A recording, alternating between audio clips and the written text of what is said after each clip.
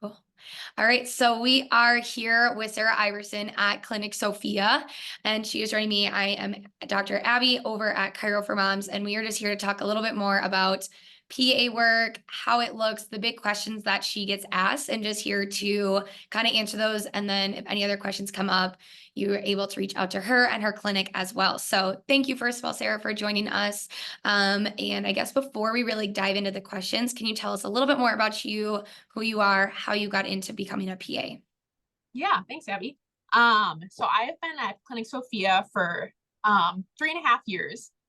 Before that, I actually practiced in family practice in a rural clinic. So that's kind of where I got my start. And before that, I did my training at Des Moines University. Nice. Very cool.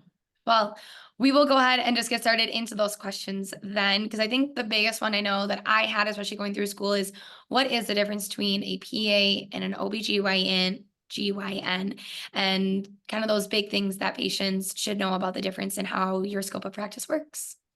Yeah, so a PA scope of practice can look very different from specialty to specialty, from setting to setting. Even just OBGYN PAs can look different, whether they're working in a different state or working in a hospital or a clinic. At Clinic Sophia, one of the biggest differences between myself and the physicians is that I'm only in the clinic. I'm not delivering, I'm not doing surgery, I'm not in the hospital. So I'm just seeing patients in the clinic. I'll see like our gynecology patients, our infertility patients, birth control consults, prenatal visits.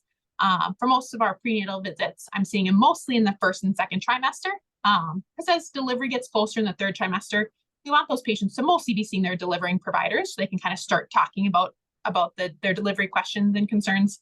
But then I see a lot of our patients postpartum too. Very nice. And I know we have a couple questions coming up about that postpartum as well. But what people may also not know is you also have your CLE. Can you go into a little bit more about what that is and how that gets integrated into your practice? Yeah, so a CLE means I'm a certified lactation educator. What that means is I did 40 hours of lactation training. That's nothing compared to IBCLCs. There's a lot of acronyms in the lactation world. But IBCLCs are lactation providers that, like, usually that's their full-time job often. And they've done, several hours of classroom time, hundreds of hours of clinical hours. And so they have a lot more lactation training than I do. The reason I sought out that lactation education certification was because, unfortunately, medical schools and PA schools don't teach us a lot about breastfeeding and lactation. So when I was seeing these postpartum visits, I could sense some gaps in my knowledge. And so I sought out this training. And it's been really helpful in kind of having better conversations with my patients, both prenatally and postpartum, addressing their concerns and questions about breastfeeding. It does not at all take the place of our lactation consultants. Often our conversations end in a referral to our lactation consultants, because we have a lot of really great lactation consultants in our community. But at least I'm able to offer some better kind of troubleshooting before we get them there. Awesome. Very cool. And then can you talk a little bit more about colostrum? Because I think that's also a word that gets used a lot. Can you talk a little bit about what it is, and maybe some of the importance that comes along with like collecting colostrum? Yeah. So people might have heard that usually milk comes in like 3 to 5 days after delivery. So during that time, when baby's born, the breasts are producing a substance called colostrum. It's sometimes referred to liquid gold because it has this straw golden color, and it's also packed with nutrients. Baby's stomach is really tiny, about the size of a marble at birth. And so babies only really need a few teaspoons per day, and your breasts only make about 1 to 4 teaspoons of colostrum a day. And that's really all that baby needs, because that colostrum is so nutrient packed. It's high in protein, so it's easy for babies to digest, and it helps kind of coat and prime that gut for the milk that will come later. It has lots of immunoglobulins to help fight infection, helps with that first bowel movement. So it really has a lot of important benefits. Some women choose to collect colostrum before delivery, just some hand expression. And benefits of that is, like, if baby was struggling to latch at the breast or was having some blood sugar issues or is in the NICU, then they have that supply of colostrum already collected. Certainly not a necessary thing to do, but sometimes I recommend it or bring it up to patients that, you know, are at higher risk for, like, let's say having a baby with low blood sugar, like is if they have gestational diabetes. But I usually recommend waiting until 38 weeks or so to start that colostrum collecting process, because that nipple stimulation can induce labor. So we don't want to do it preterm. Sure. And I always say, like, you know, don't start until you get that okay from your OBGYN. Makes sense. Makes sense. I know a couple of patients have brought it up and I was like, double check with your OB because I'm not 100% sure on that. Not my area of expertise. But I guess a question that comes up is a baby or a newborn ever too old to be fed that colostrum? No, that's a good question. But I do know that, like, I have, like, the ladies that trained me with the lactation consultants that trained me, they talked about several women who were breastfeeding their toddler throughout their pregnancy.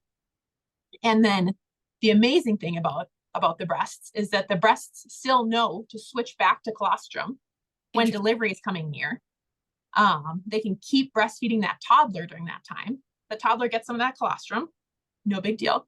And then that newborn will get some of that colostrum, and then the breasts turn back to the milk. Bodies are so cool. Who knew? Yeah. Who knew? Yeah. So jumping ahead, so we get through labor and delivery and we get to that 6-week appointment. What does that 6-week appointment entail, and kind of what is your checklist when you're going through it with patients? Yeah. So the reason it's 6 weeks is because that's what insurance covers.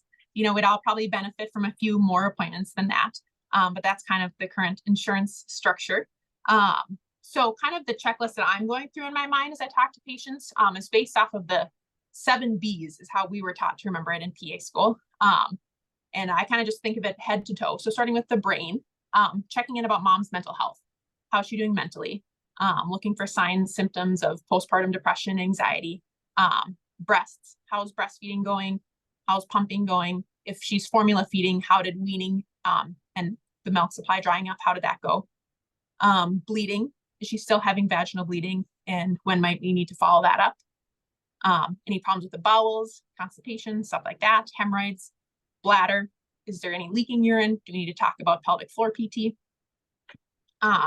Birth control, ideal spacing in pregnancies, waiting 18 months before trying to conceive again.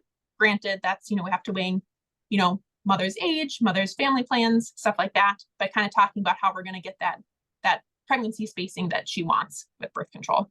And then how's baby doing? You know, baby's under the care of the pediatrician now, but, you know, if baby's in the NICU or is, you know, something's wrong with baby, that's going to put, you know, added stress on our patient, and we want to be checking in on that. Yeah. I like the 7 Bs. That keeps it real easy to remember. Do you find there's a trend on where, I don't want to say anyone fails the checklist, but where women tend to struggle the most in those 7 Bs? It really can depend. Yeah. I would say everybody has something they're still working on at 6 weeks, you know, whether it's that hemorrhoid that's still bothering them, or, you know, there's, you know, working on their milk supply, or, you know, they maybe struggled with some mood symptoms early on. It really can vary. Very cool. And before we wrap up, because I know we both have patients to get back to and all of those things, what is something you just want to like leave for women to know about postpartum, or the PAs that they are working with, that they're under the care of, about your profession, something that maybe not everybody knows that you kind of want them to? I think there's a lot of things, a lot of ways I could answer that. But I think, you know, for our pregnant patients, just like surrounding yourself with a good care team, you know, finding that those OB providers or OB group that you feel really comfortable with, you know, maybe a good therapist is what's needed as part of your care team, a good pediatrician, a good lactation consultant, a good chiropractor, whatever that care team looks like for you. I knew that was going to happen. It was possibly going to happen, right? So yeah, just finding that good care team and then utilizing them. You know, you can Google stuff, you know, till, you know, the wee hours of the morning, and that can sometimes just add extra stress. And so, like, utilize kind of the experts that you're working with, and surround yourself with them. Awesome. I couldn't agree more. Couldn't agree more. We love that collaborative team. If anyone does have any questions and they want to ask you, is there a good way to reach out to you and ask those questions? Yeah, you can just call our front desk and get scheduled for an appointment. We do both in-person and virtual appointments. Wonderful. We love those virtual options. Mhm. Well, awesome. Thank you so much for Sarah for taking the time to meet with me, for doing this video. If you guys have any questions as well for me, you're welcome to leave them in the comments below, or let us know at team at chiroformoms.com. With that, I'm gonna get back to patient care. Let Sarah get back to patient care, and we might do this again sometime. Thanks so Sounds much. good. Thanks, Abby.